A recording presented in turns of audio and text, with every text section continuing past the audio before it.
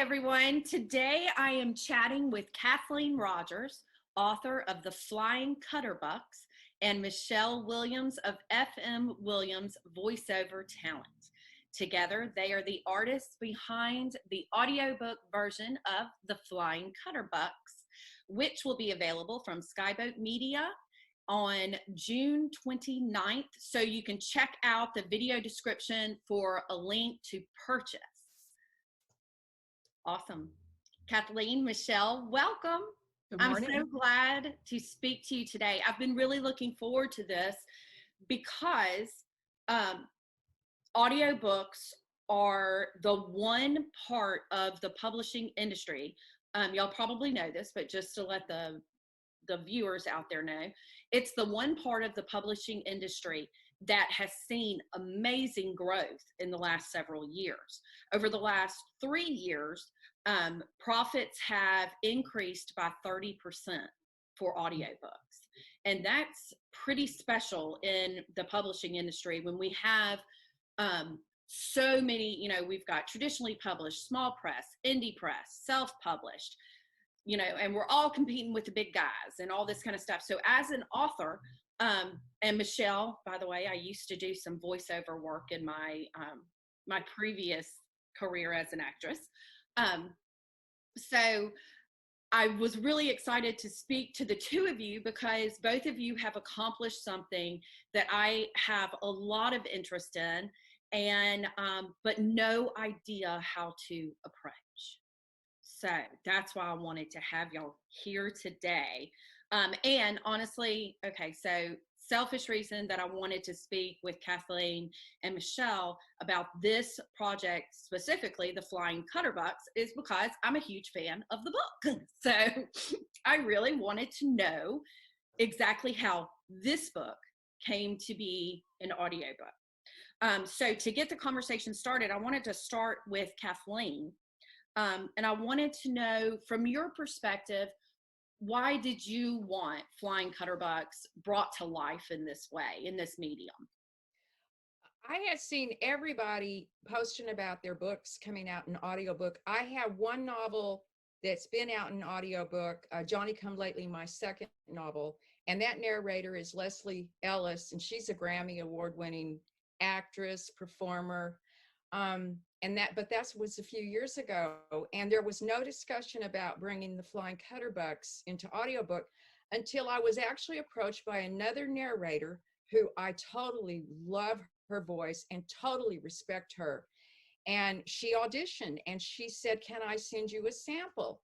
And that kind of got the ball rolling. I sent it to my agent, Diane Nine, president of Nine Speakers Incorporated in Washington, D.C., giving Diane a plug. Yeah. But, so that got Diane to thinking. And then, we were trying to figure out, how this would work. The publisher did not come on board. I love my publisher, White McKenzie, but the publisher didn't come on board for an audiobook. So Diane and I were discussing things. And one day I was on Facebook, and my good friend, Michelle, who uses a different name on Facebook, she had posted, I don't know, Michelle, how long ago, but it took me a while for my wheels in my brain to work because I'm a little slow, that she had retired recently from University of New Mexico, and she was going back to her first love, which was, using her talent with her. She has a tremendous voice, and the range of voices, her range of voices is big as the New Mexico sky where my book's set. But all of a sudden, I'm like, oh my gosh. And I said to my husband, Tom, who's known Michelle forever too, I'm like, Tom, Michelle is narrating books. So I sent Michelle a message, and the wheels started, and Michelle's like, well, I have the book. I haven't read it yet. And oh my gosh, the next thing I know, she read it in one day on a Saturday, I believe. Yeah. And then she sent a sample. We sent it to Diane. And then the wheels started rolling. Diane had already negotiated some deals for her other clients through Skyboat Media. They're based out in LA. And lo and behold, Michelle came on board. And the first time I heard Michelle's audition, the first opening line, I had Tom listen. I sent it to my little sister, like, she is the voice of my character. She understands the landscape, the language, the people, because she's from where the story's set. That's awesome. So let me connect the dots. Um, a narrator contacted you. Who I so respect. Yeah. Yes. Put that thought in your mind. It was probably there before, but kind of flamed that fire a little of Flying Cutterbucks needs to be an audiobook.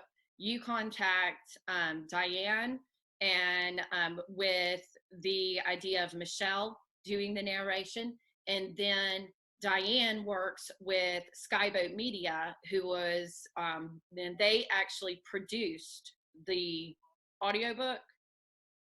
I'll Skyboat let Media. Michelle do the technical stuff because I don't want to use the wrong terminology. Okay.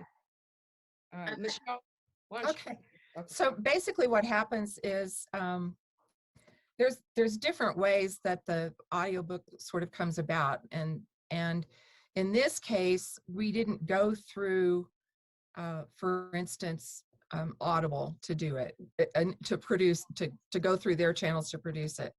So Diane, Skyboat Media had said that they would produce it. And so what we did was I recorded it, and we sent it.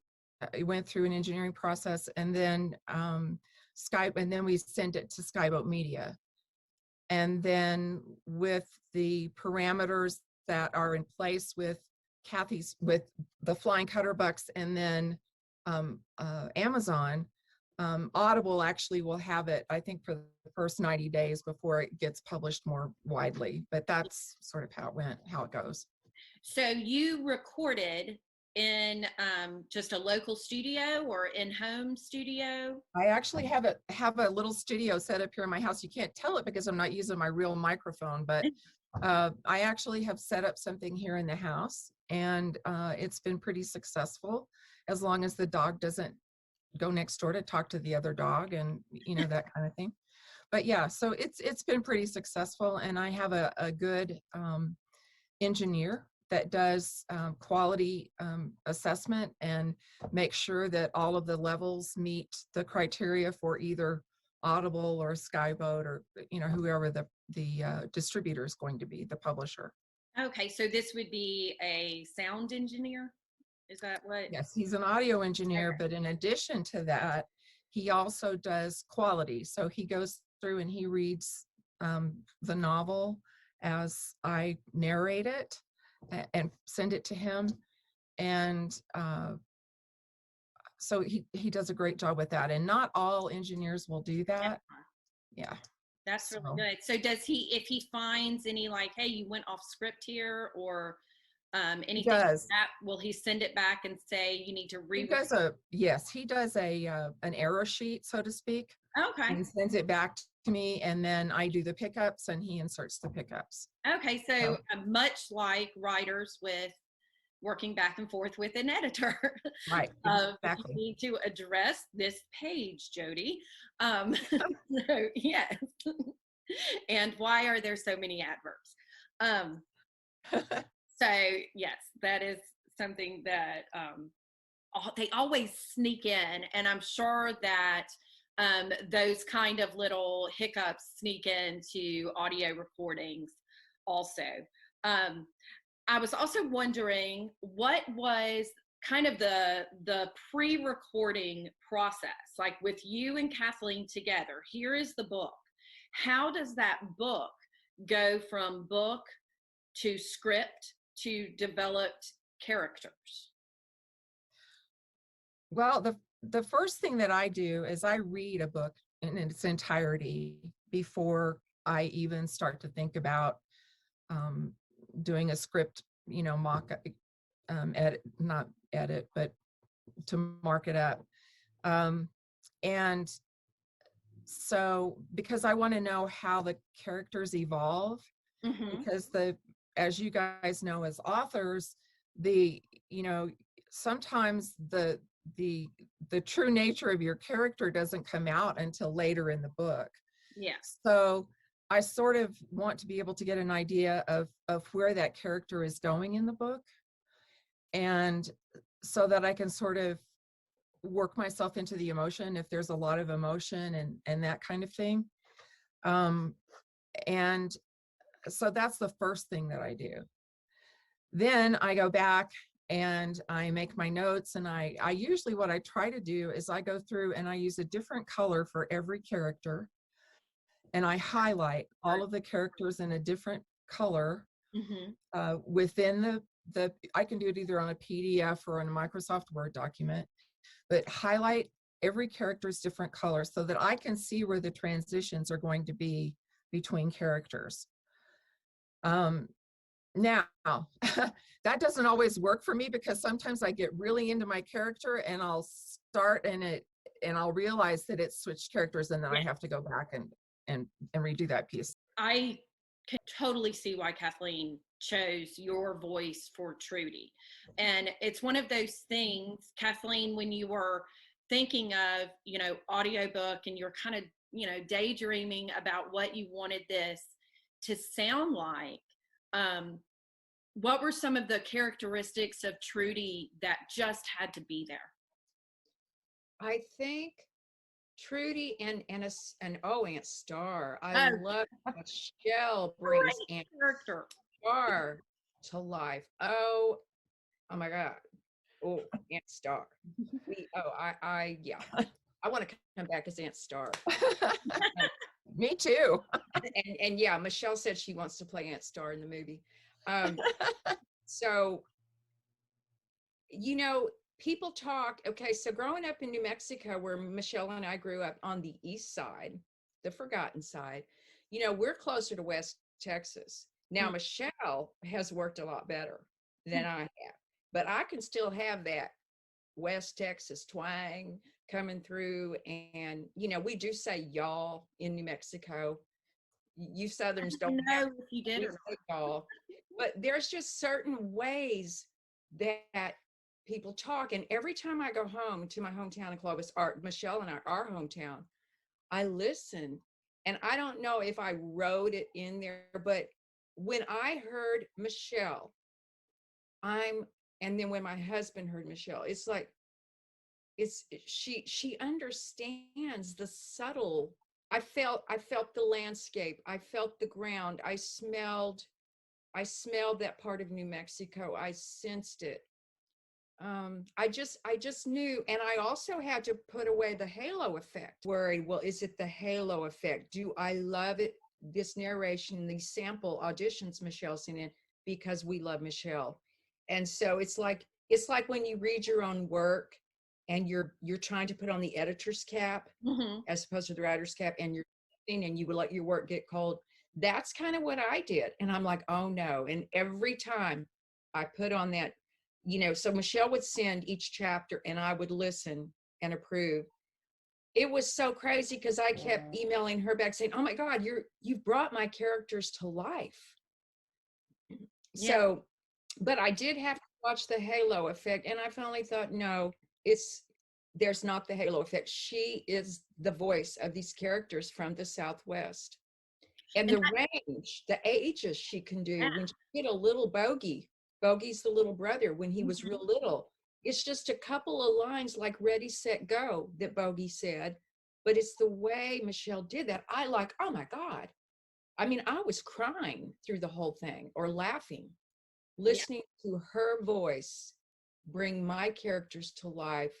And I felt like I didn't feel like the writer anymore. Like I didn't feel like my story anymore. It felt like I was listening to this story. So, I mean, it really is it's a completely different work of art. Yes. Than, this is,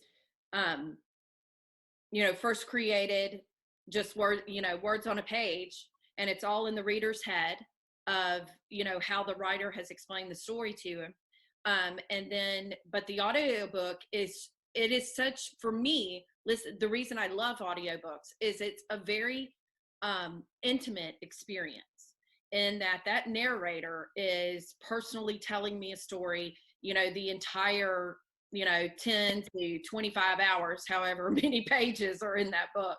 I don't do a lot of 25-hour ones, by the way. I don't have time for that. I got to get through it. But I think one of the things that this project sounds like it had, whereas opposed to, if it's like the big time publishers and they're like, yes, we're going to do it in audiobook, chances are the author doesn't have a whole lot of input as to who that narrator is going to be, and that that real close involvement, unless maybe you're Margaret Atwood and you're on the set the whole time. And so I love hearing that this kind of personal involvement in the next phase of your work is possible. And I totally understand that idea of the halo effect, but at the same time, as writers, as authors, we have to finally have confidence in our own work. I mean, it's hard to get to that point of saying, no, this isn't just me. This isn't my ego talking. This is actually good. I have created something good. And then to hear Michelle recreate that work and to say, she's got it. Like, this is what I wanted. That's a really special moment to get to. So that's where I'm like, I have chills right now thinking of how important that decision is of choosing the right narrator.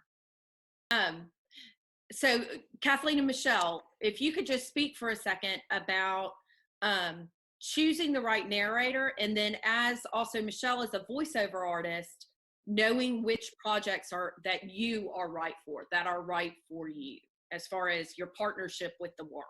For me, what I was going to say was, I'm about halfway through my next novel, and I'm already like, Michelle, I hope Michelle would bring these characters to life, although there's no relation to them in the Cutterbucks, except that I'm the author, and it's in the same Southwestern setting. So I'm already, Michelle. I'll be happy to. We're the dynamic duo. I just, and Jody, you know how they say in our industry or anything, you know it when you see it, or you know it when you hear it. Yes. Michelle, what did, when you read Flying Cutterbucks, did you know this is a book that I can bring to life, that I can do justice with? Well, first of all, I tried to talk Kathy out of it. I tried to say, now, Kathy, I don't want you to pick me just because we know each other. And and every time I said, don't just, you need to listen to this with as much of an objective ear as you can. I think that when you read a book, when I first started auditioning for some books, it was like, I thought, I would do an audition, and I would go back and I would listen to it, and I would just like, nah, this is not for me. Now I'm a little more educated on what I think, what my stretch can be. And so I think you just, as you sort of do some auditioning and you have authors say, you're a good fit or not, for them. The other thing too is that I think that you have to sometimes, like Kathy and I didn't talk about what each of these characters were really like beforehand.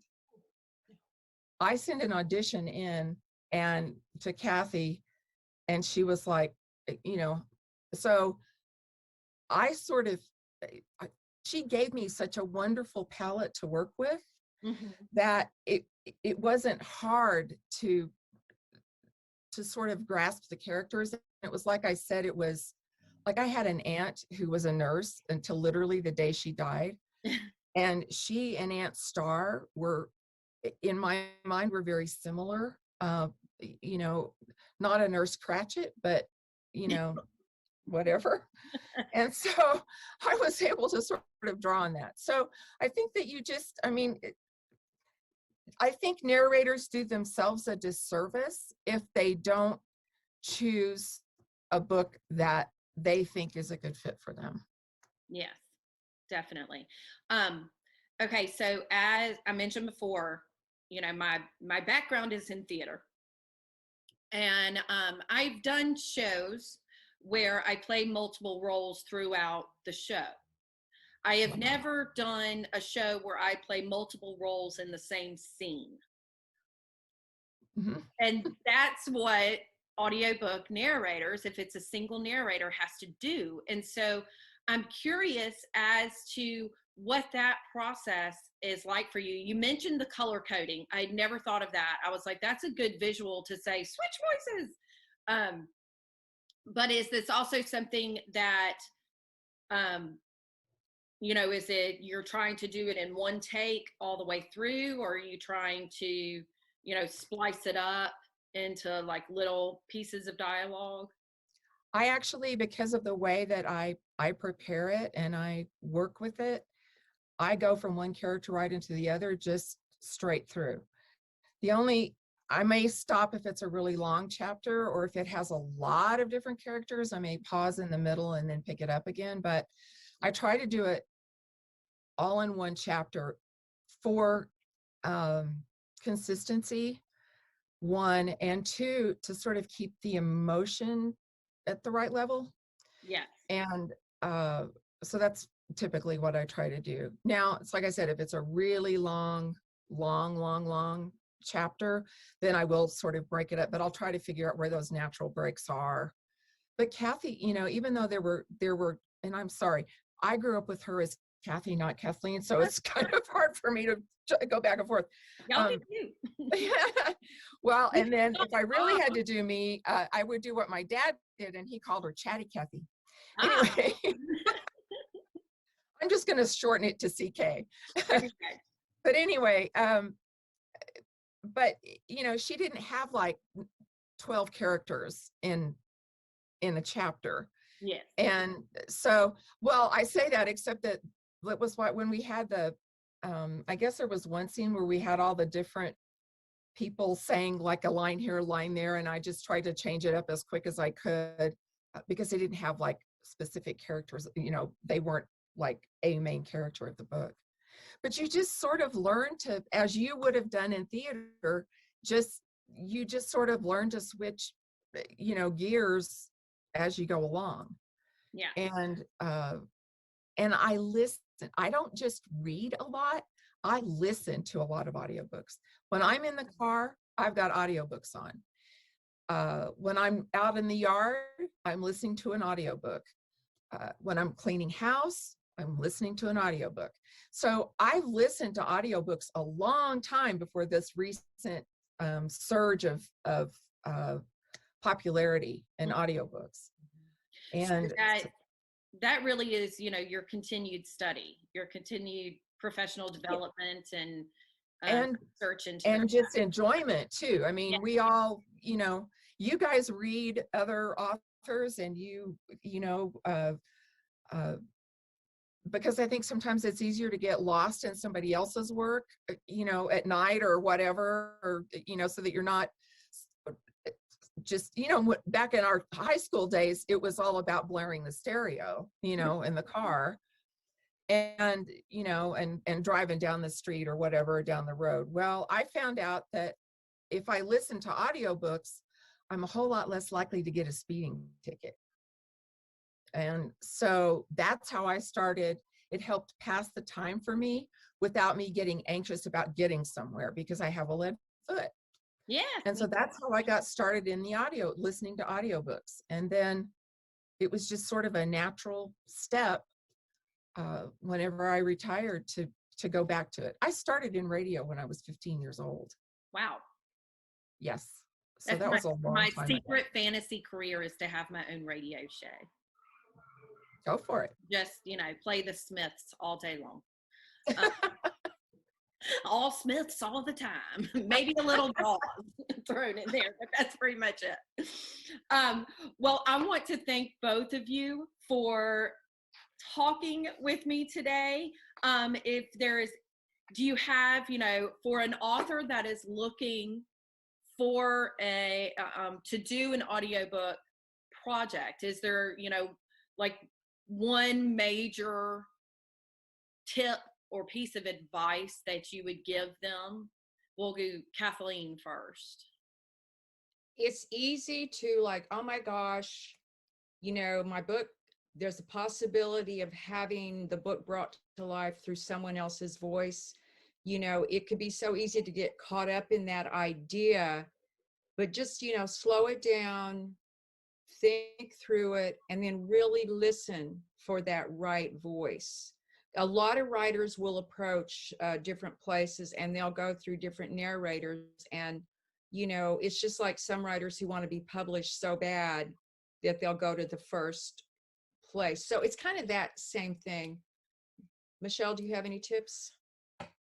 Well, I will tell you that the authors that have their books on Amazon, and I'm not sure what the process is because I haven't been an author to look at it, but you can, if you go through their setup, they will put your book up for narrations on ACX, and then they publish that, and narrators can pick and choose from those which ones they will do an audition for.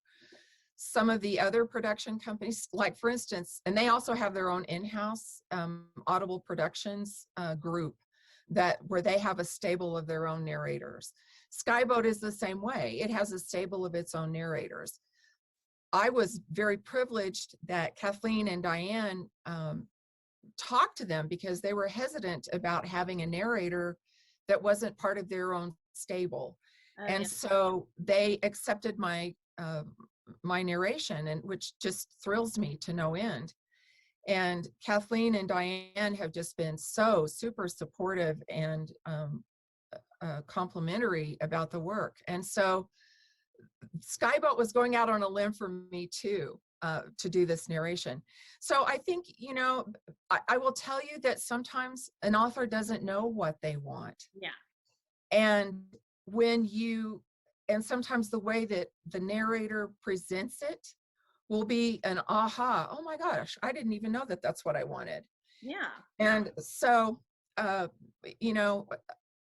I would just say, I would tell the author, do not settle for a voice that you think is, it's okay, I can live with it. Get what you want, because if you get what you want, hopefully it will bring the story to life for you in a different way. And hopefully your listeners will become engaged with it too. And yeah. Well, thank you. Thank you, Kathleen. Thank you, Michelle. This was delightful. And for all of you watching, remember the audiobook for The Flying Cutterbucks will be available on June 29th.